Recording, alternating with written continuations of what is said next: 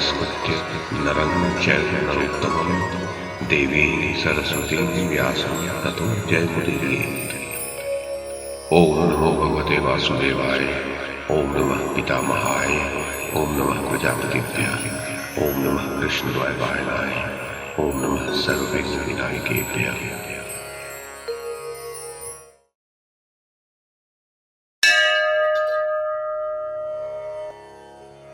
संजय ने कहा, महाराज धृतराष्ट्र। दुर्योधन ने पूछा, पितामह कृपया ये बताइए कि शिखंडी कन्या होने पर भी फिर पुरुष कैसे हो गया। भीष्म जी बोले, राजन, महाराज द्रुपद की रानी के पहले कोई पुत्र नहीं था। तब द्रुपद ने संतान प्राप्ति के लिए तपस्या करके भगवान शिव को प्रसन्न किया।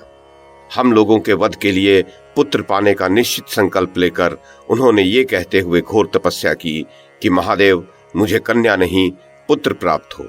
भगवान, मैं भीष्म से प्रतिकार लेने के लिए पुत्र चाहता हूं। तब महादेव जी ने दर्शन देकर कहा, तुम्हारे एक ऐसा पुत्र उत्पन्न होगा जो पहले स्त्री होने पर भी पीछे पुरुष हो जाएगा। अब तुम तप करना बंद करो। मैंने जो कुछ कहा है वह कभी अन्यथा नहीं होगा। दुर्योधन तब राजा ने नगर में जाकर रानी को अपनी तपस्या और श्री महादेव जी के वर की बात सुना दी।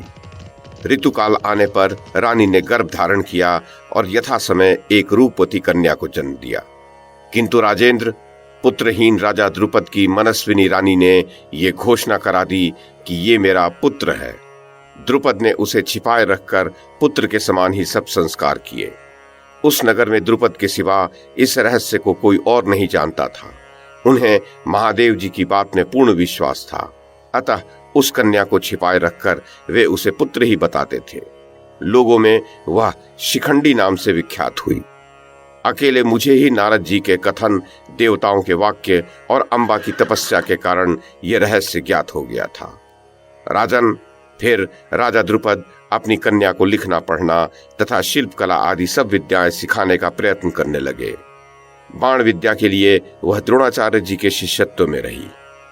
महाराज, शिखंडी कुछ बड़ी हुई तो उसकी सुंदरी माता ने राजा द्रुपद को प्रेरित किया कि वे उसके पुत्र के लिए बहू ला दें।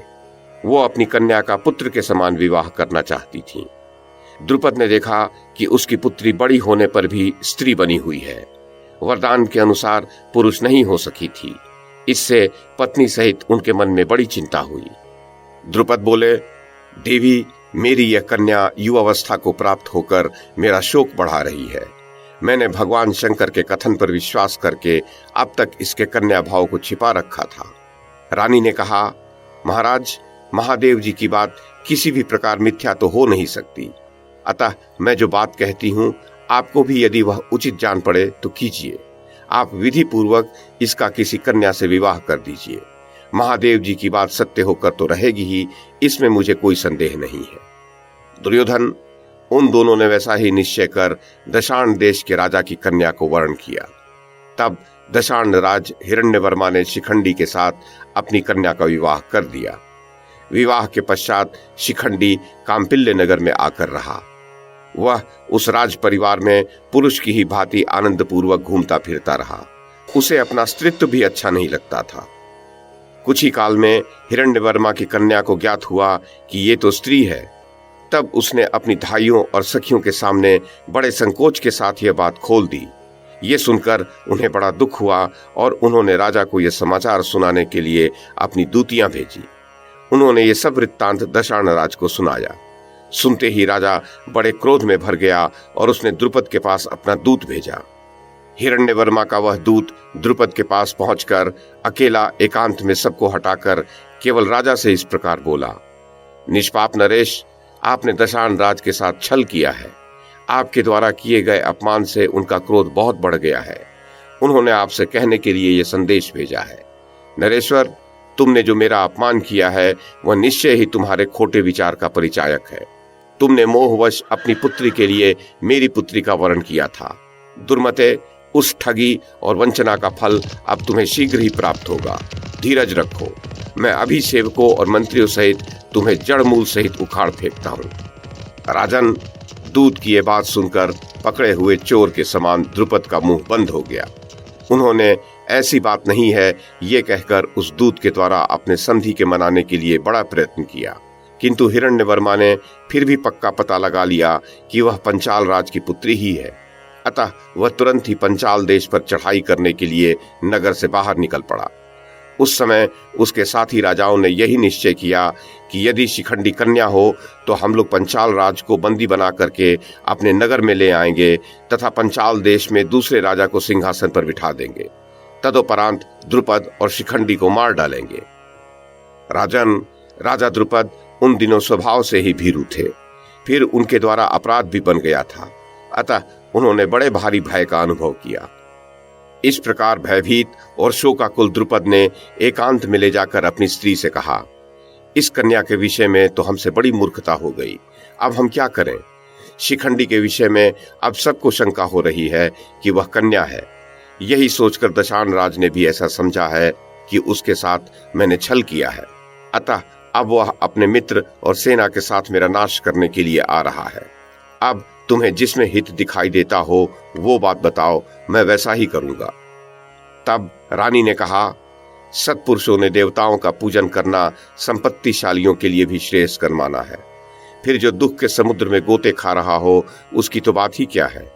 अतः आप देवाराधन के लिए ही ब्राह्मणों का पूजन करें और मन में ऐसा संकल्प करें कि दशान राज युद्ध किए बिना ही लौट जाए।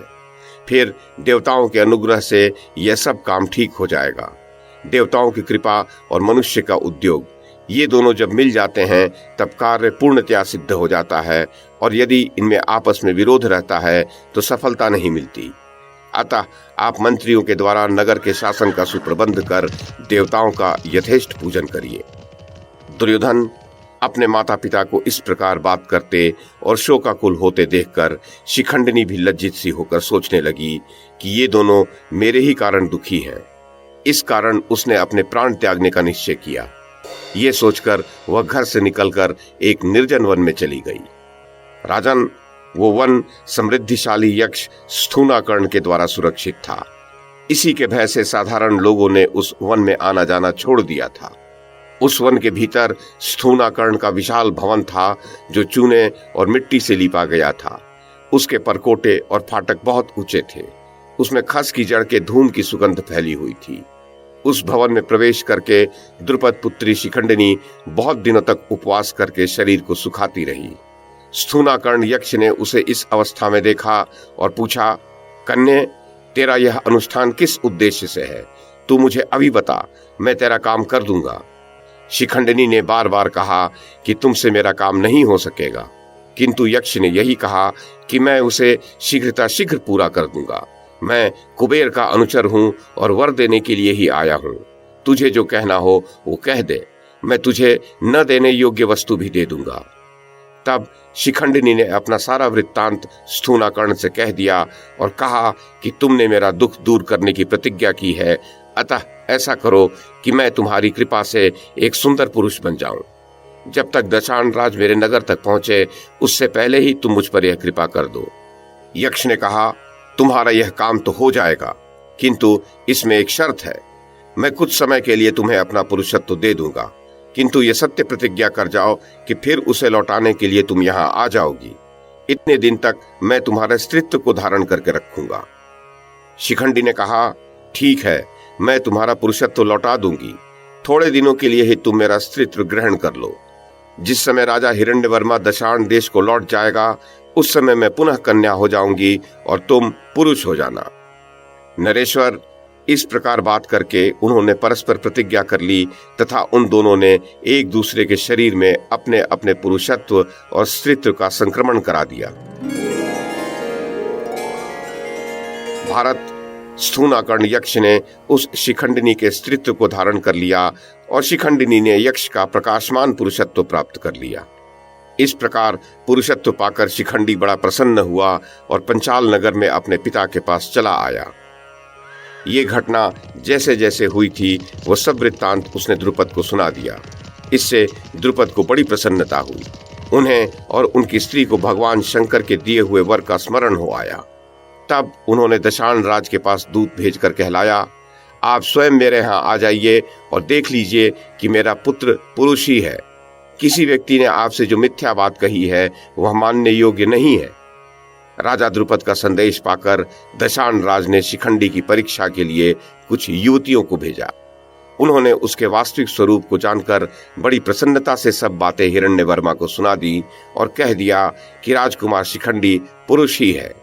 तब राजा हिरण्यवर्मा बड़ी प्रसन्नता से द्रुपद के नगर में आया और समधी से मिलकर बड़े हर्ष से कुछ दिन वहां रहा।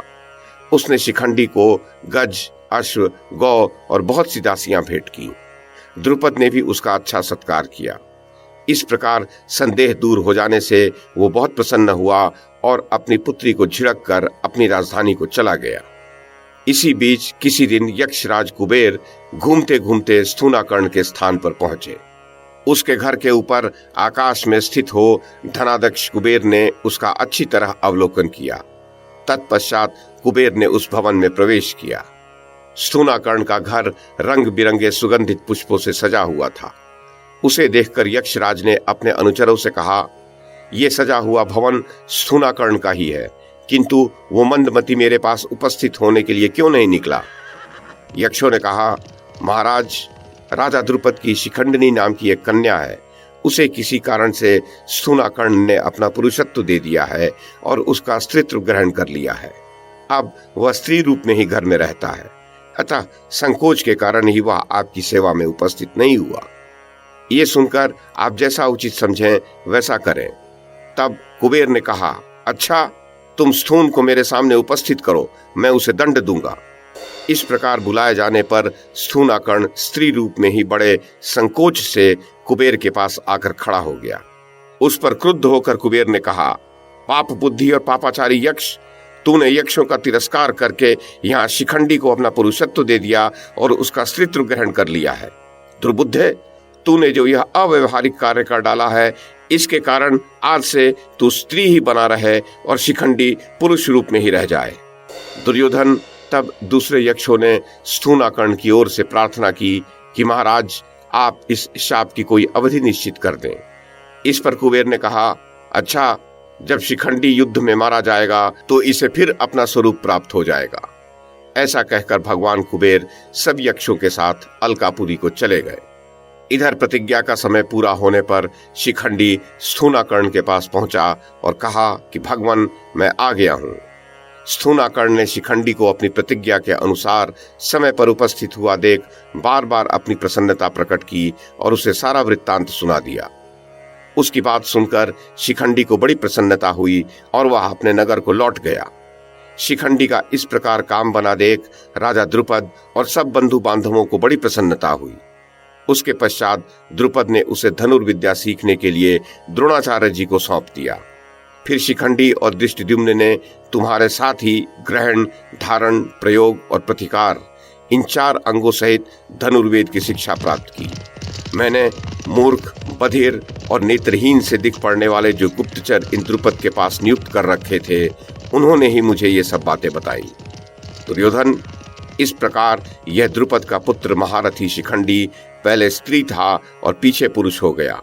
ये यदि हाथ में धनुष लेकर मेरे सामने युद्ध करने के लिए आवेगा तो मैं न तो एक क्षण भी इसकी ओर देखूंगा और न इस पर शस्त्र ही छोड़ूंगा। यदि भीष्म स्त्री की हत्या करेगा तो साधुजन उसकी निंदा करेंगे। अतः इसी कारण से इसे रण में उपस्थित देखकर भी मैं इस पर हाथ नहीं छोड़ूंगा। वैशंपायन जी कहते हैं, जन्मेजय, ये सब सुनकर कुरुवंशी राजा दुर्योधन ने 2 घड़ी तक कुछ सोच विचार कर भीष्म के लिए शिखंडी का वध न करना उचित ही मान लिया।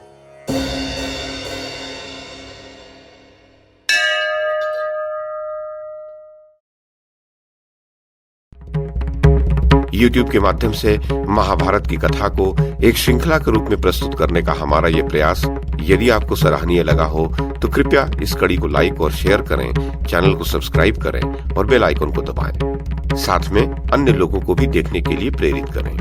धन्यवाद और नमस्कार।